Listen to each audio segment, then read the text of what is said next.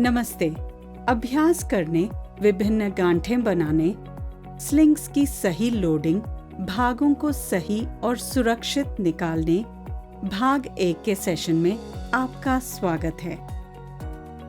चलिए इस सेशन के उद्देश्य को देखते हैं। इस सेशन के अंत में आप निम्न के बारे में बता पाएंगे: रोप एंड को बाइंडिंग वायर से बाइंड करना, रस्सियों का उपयोग करते समय प्रिकॉशंस के बारे में बताना।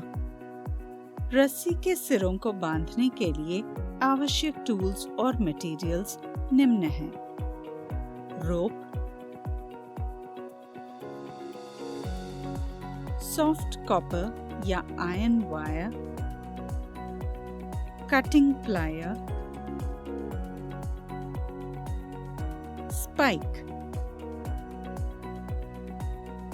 भाग 1 में आइए सीखें कि सॉफ्ट कॉपर या आयरन के वायर का उपयोग करके रस्सी को कैसे बाइंड किया जाए। इससे पहले आइए वायर रोप के बारे में जानें। वायर रोप्स या केबल्स रस्सी बनाने के लिए विपरीत मोड़ की दिशा में एक साथ रखे गए वायर के धागों से बने होते हैं।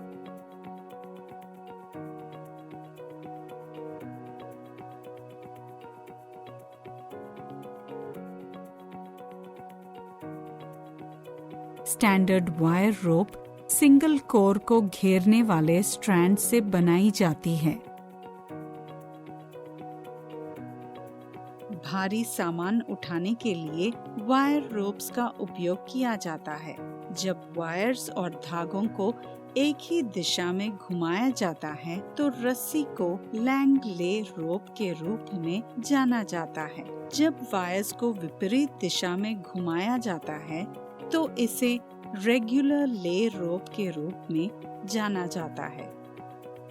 सॉफ्ट कॉपर या आयरन के वायर का उपयोग करके रस्सी को बांधने के लिए सॉफ्ट कॉपर या आयरन के वायर के एक छोर को रस्सी की धुरी के साथ एक लूप बनाकर रखें।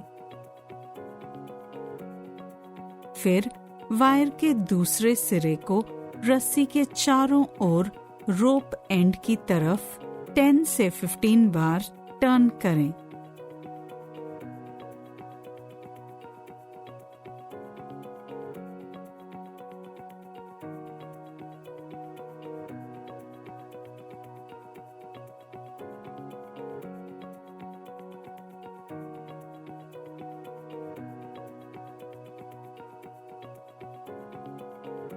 वायर के सिरे को पहले सिरे से बने लूप से गुजारें और इसे टाइट बनाने के लिए पहले सिरे को खींचें।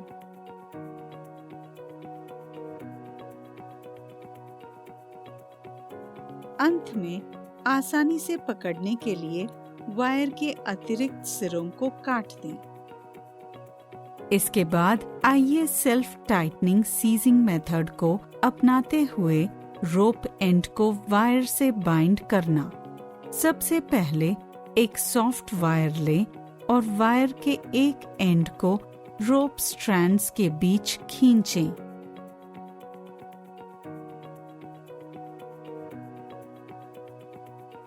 फिर रस्सी के चारों ओर रोप एंड की ओर 5 से 6 राउंड टर्न करें।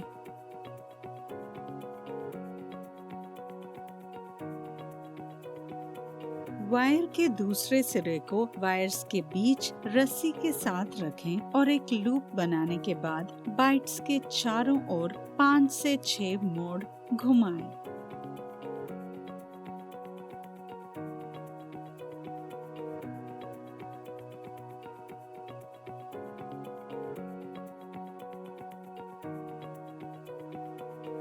इसे करने के लिए लूप के फ्री एंड को बाइट्स के नीचे खींचें।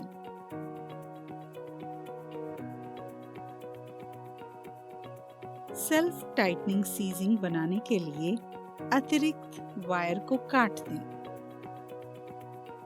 आइए अब क्राउन मेथड का उपयोग करके रस्सी के सिरों को वायर से कैसे बांधें के बारे में सीखें। वायर स्ट्रैंड्स को अनवाइंड करके 250 से 300 मिलीमीटर की लंबाई तक अलग करें।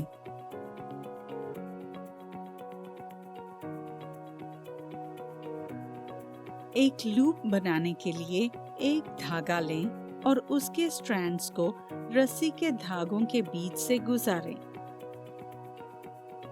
दूसरे स्ट्रैंड को 1 और 3 स्ट्रैंड्स के बीच से गुजारें।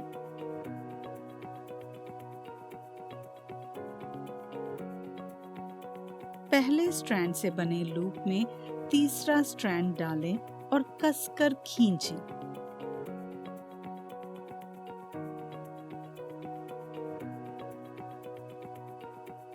मार्ग बनाने के लिए धागों के बीच में एक स्पाइक लगाएं।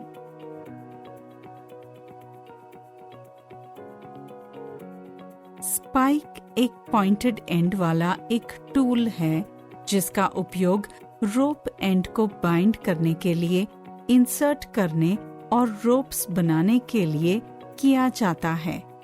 फिर पहले स्ट्रैंड को शुरुआती रास्ते से इंसर्ट करें और खींचकर टाइट कर दें। इसी तरह से दूसरा स्ट्रैंड डालें और रोप एंड पर एक क्राउन बाइंडिंग बनाने के लिए इसे खींचकर टाइट कर दें।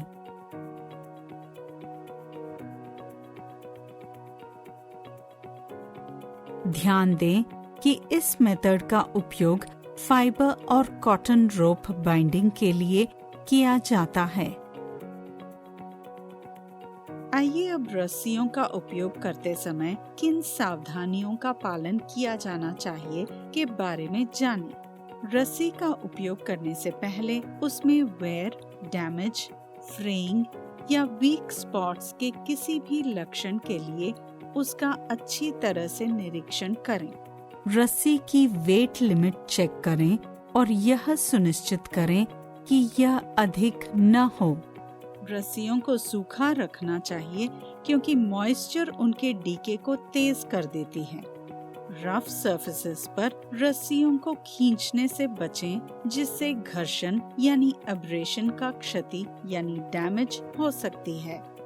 रस्सियों को शार्प एजेस पर चलाने से बचें। रस्सी के बीच में नॉट से बचें क्योंकि इससे उसकी स्ट्रेंथ रिड्यूस हो जाती है। आइए चर्चा किए गए मुख्य बिंदुओं पर दोबारा गौर करें। रोप एंड को कॉपर या आयरन वायर से वाइंड करें। सेल्फ टाइटनिंग सीजिंग मेथड का यूज करके रोप एंड को वायर से वाइंड करें।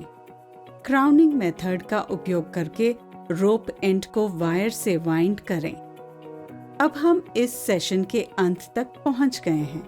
आशा है कि आपने अभ्यास करने, विभिन्न नॉट्स बनाने, स्लिंग्स की सही लोडिंग, भागों को सही और सुरक्षित निकालने भाग 1 पर अच्छी समझ पाई है।